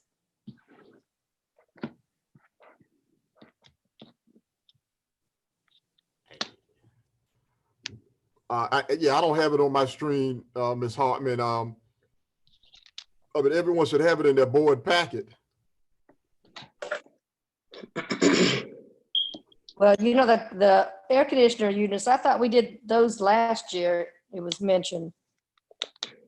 Yeah, Ms. Hartman, we'll probably be replacing air conditioning units for several years. You know, as I said, you know, we have lots of units that are 30 years old, and it would cost an exorbitant amount of money to go in and replace all of them. So what we attempt to do is to replace them kind of periodically every year. And so we identify the ones that we've been having the most difficulty with, and then we replace those. But that is going to be something that's ongoing for several years.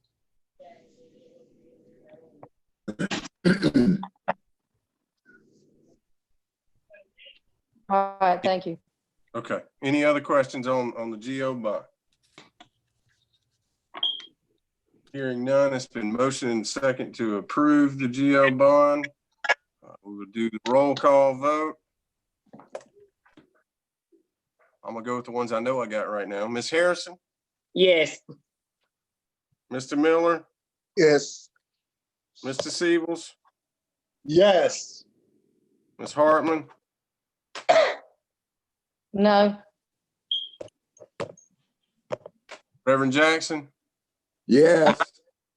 Thank you. Yeah. Hey, there you go. Get him back. Got him. All right.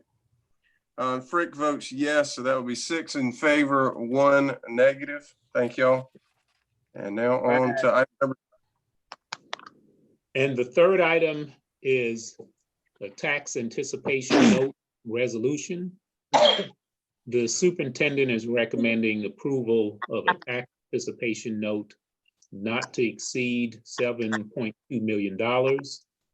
The tax anticipation note, or as we call it, a TAN, is simply a loan that the school district receives in order to help us maintain our cash flow, simply because with a recurring payroll and other expenditures, our cash actually gets low because the majority of our revenues, which are our property tax revenues, are not received until January. So typically every fall, generally around October up until those tax revenues are received in January, we have a deficit in cash. So we borrow money to help us with our cash flow during that period. And those funds are paid once we receive our tax revenues in January. So this year, the TAN issuance is not to exceed $7.2 million. That is an increase from last year, where we had a request for $5.9 million. That increase is a function of the fact that we do project we will have a lower fund balance due to the lower tax revenues in the 1920 year. Therefore, there will be a greater need to borrow more funds for this current year. And the program is also a part of our SCAGO program, which is a program in which we combine with other school districts to lower the issuance cost. And the attorneys with the program have reviewed all of the documentation. Thank you, sir. This time, Chair, I entertain a motion in regard to the TAN not to exceed $7.2 million. Mr. Chair, Harrison, I make a motion, we accept the superintendent recommendation to approval of a tax anticipation note not to exceed 7.2 million. I thank you, second ma'am. that. Thank you. It's been motioned by Ms. Harrison. It's been seconded by Mr. Miller to approve the tax anticipation note not to exceed $7.2 million. Any questions on that? Yeah, Mr. Chair. Go ahead. I got a question. Yeah, now question might have been asked while I was off the air, but I want to find out from Mr. Robinson how I know he had talked about shortage in revenue, and so how short are we going to be this year? The net that I'm projecting, I would say around $2 million, which is about 2.8 million in lost local property tax revenue, and then we're hoping some of that will be offset with lower expenditures than budgeted. Okay, so you told me that, but where we gonna be? In terms of our fund balance, or Yeah, I guess going into this year, where I guess how much money we gonna lose? How much money did we lose? How much money we lose versus the cuts? Versus everything. I guess that's my question. and I guess Miller, I think what Mr. Miller's question is, Mr. Robinson, is you are projecting that based on the reduction in revenue from primarily the nuclear facility, that we're going to receive $2.8 million less in revenue. Mr. Miller, I guess your question is, what is the ultimate shortage going to be when it's all said and done after we look at revenue and expenditures? Kevin anticipates that even though we anticipate $2.8 million less in revenue, He's also anticipating that we'll probably have about $800,000 less in expenditures, therefore having a net shortfall of about $2 million is if his projections are accurate. But we'll know definitely by next month. Am I correct, Kevin? Well, I'd say in September, we'll know. We'll know definitely by September. So his projection right now, Mr. Miller, is looking at a shortfall in revenue, savings and expenditures. He's estimated that we may have a shortfall of about $2 million from the 2020 year. Okay. And so, but in previous years, we had a surplus, right? Yes. I remember, you know, several years ago, we had a $4.5 million surplus, right? Yes. So I'm just trying to figure out where, I know we was getting a $4.5 million surplus. So, and we lose $2 million. I'm just trying to, you know, I ain't the smartest, but I'm just trying to figure out how that works out, Mr. Robinson. If your question is why the difference in one year where we would have a surplus of 4 million versus a year where we would have a loss of 2 million, if that's your question. That's my question. Yes, sir. Okay. The simple reason, it all really boils down to the fact that when we had a surplus, we budgeted for property tax revenues at a certain level, and due to the rising value of the property with Dominion, we ended up with much more than we anticipated. So we would have a surplus. This year, or in the year of 1920, we budgeted as we normally do, but instead of the value going up and giving us a surplus, this year the value went down, so now we're anticipating a loss. And that's really it in a nutshell. Unfortunately, that's nothing that we could predict when we do the budget. Typically, the value for those properties are not known until the fall, when the tax bills go out. And by that time, our budget has been passed and we're well into the year. We've just been fortunate enough to have a surplus in most years where the value's just been higher than what we've budgeted. This year is just the opposite. Okay, all right. Thank you for breaking that down for me.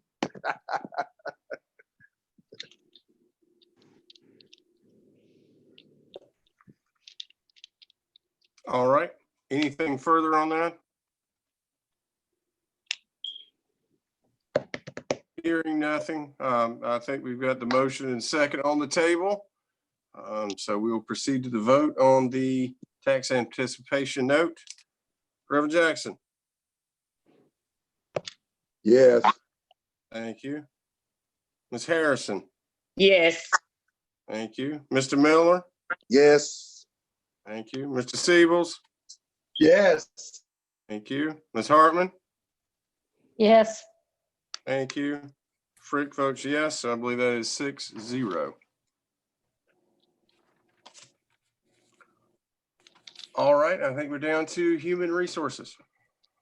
Good evening, Mr. Chairman and members of the board. For your approval this evening, under item 1, certified resignations, the superintendent recommends the board approve certified resignations in Exhibit 1. Thank you, ma'am. This time, Chair will entertain a motion in regard to certified resignations. Mr. Chair, Ms. Harrison. I make a motion, we accept the superintendent recommendation to approve certified resignation termination in Exhibit 1. Thank you, ma'am. Mr. Chair, I second. Thank you. Ms. Reverend Jackson with the second, Ms. Harrison with the motion to accept certified resignations in Exhibit 1. It is personnel, so there is no discussion. We will proceed to a vote. Reverend Jackson. Yes. Ms. Harrison. Yes. Mr. Miller. Yes. Mr. Siebels.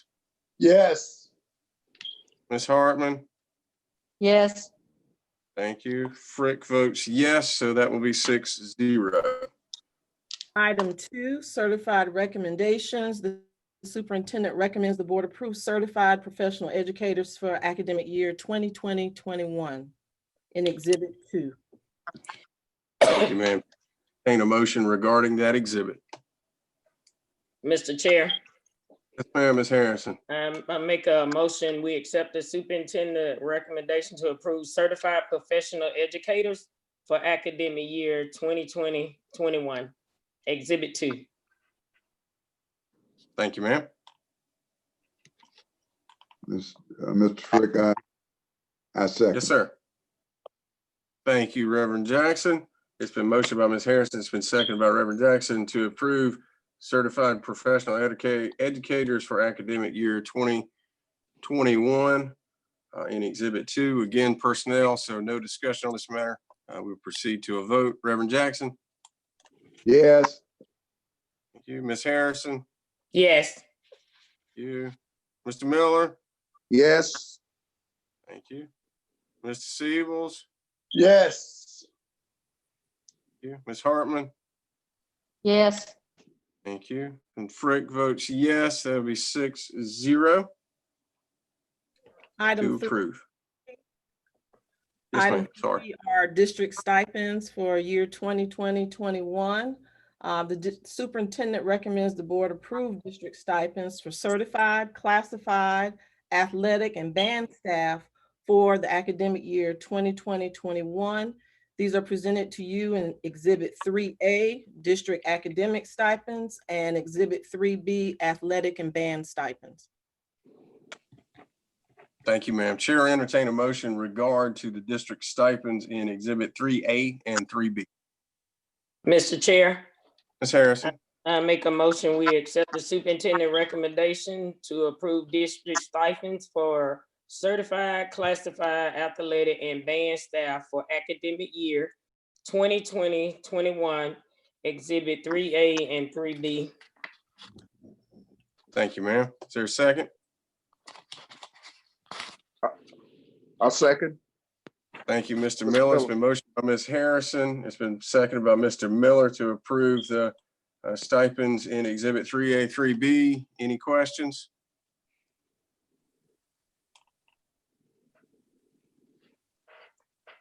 Hearing none, we'll proceed to a vote. Reverend Jackson? Yes. Thank you. Ms. Harrison? Yes. Thank you. Mr. Miller? Yes. Thank you. Mr. Siebels? Yes. Thank you. Ms. Hartman? Yes. Thank you. Frick votes yes. That will be 6-0 on approving. And item 4, first reading for new board policy, Title IX. The United States Department of Education recently issued new regulations regarding Title IX complaints related to allegations of sexual harassment in schools. New regulations significantly impact the manner in which public schools will be required to investigate and handle complaints of sexual harassment. Importantly, schools currently must implement the changes via policy and provide required training to relevant employees. The regulations establish concrete and consistent requirements that schools are required to follow when addressing allegations of sexual harassment. The new regulations apply when there is an allegation of sexual harassment that has occurred in a school's education program or activity. The 9-page draft policy presented this evening specifically defines sexual harassment, related terms, and procedural details, which include education program or activity, consent, formal complaint, complainant, the definition of, respondent, days, actual knowledge, burden of proof, role of the Title IX coordinator, notice of requirement, required training for school personnel, reporting allegations and the related steps, supportive measures, response to a formal complaint, written notice, dismissal of complaint, investigation process, determination of responsibility by decision makers, appeals process, informal resolution, emergency removal or administrative leave, record keeping, retaliation, and timeline for process. This draft document does not currently include an assigned policy code, but one will be issued and presented prior to second reading in August. Therefore, the superintendent recommends the board approve first reading for district Title IX policy. Thank you, ma'am. Chair will entertain a motion in regard to first reading of new Title IX policy.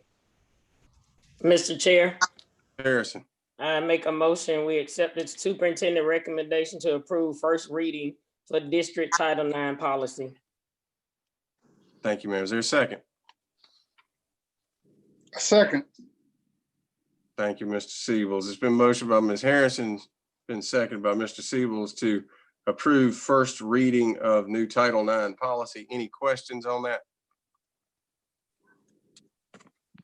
And I know the language must implement the changes that are in there. That means that we don't really have a whole lot of choice here, is what I'm understanding, correct?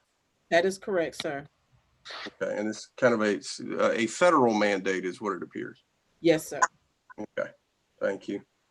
Any additional questions on this? Of course, this is first reading. We will have a second reading, as she alluded to, in August. All right. Hearing no questions, we'll proceed to a vote. Reverend Jackson? Yes. Thank you. Ms. Harrison? Yes. Thank you. Mr. Miller? Oh, no. Did we lose Henry again? We'll come back to him. Mr. Siebels? Yes. Thank you. Ms. Hartman? Yes. Thank you. And Frick votes yes. Mr. Miller?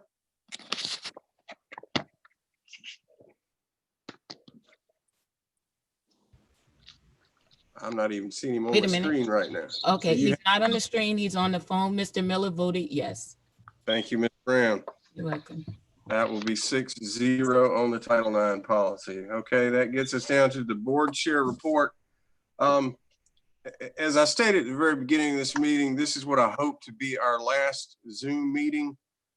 This has been a whole lot of fun and a great experience that I hope none of us ever have to go back through again. But it is my feeling that, one, if we're going to ask staff, teachers, and students, even if it's a limited number of students, to return to our campuses, it would behoove us to return to our district office for our next meeting.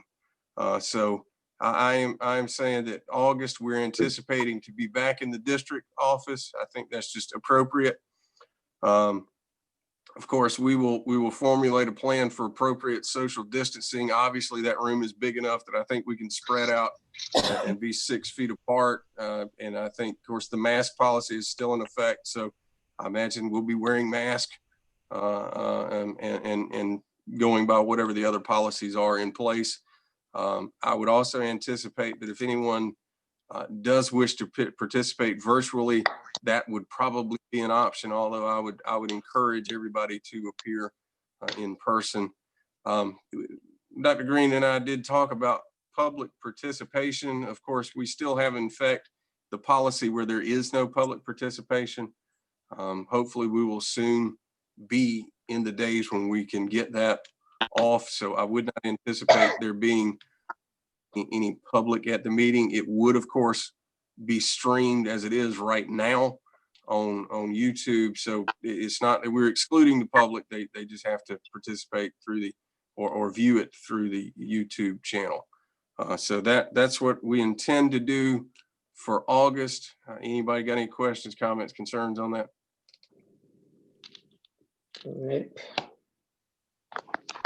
All right.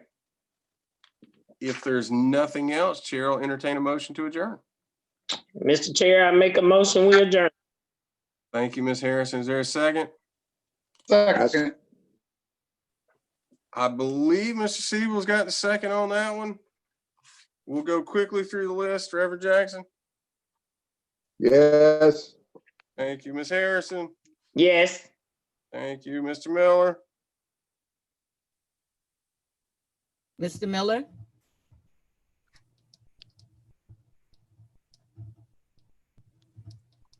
Go All to right, the we'll come next back. one. Mr. Steebles? Yes. Thank you. Ms. Harmon? Yes. Thank you. Freak votes yes. Do we have anything for Mr. Miller? It doesn't matter. It's the majority.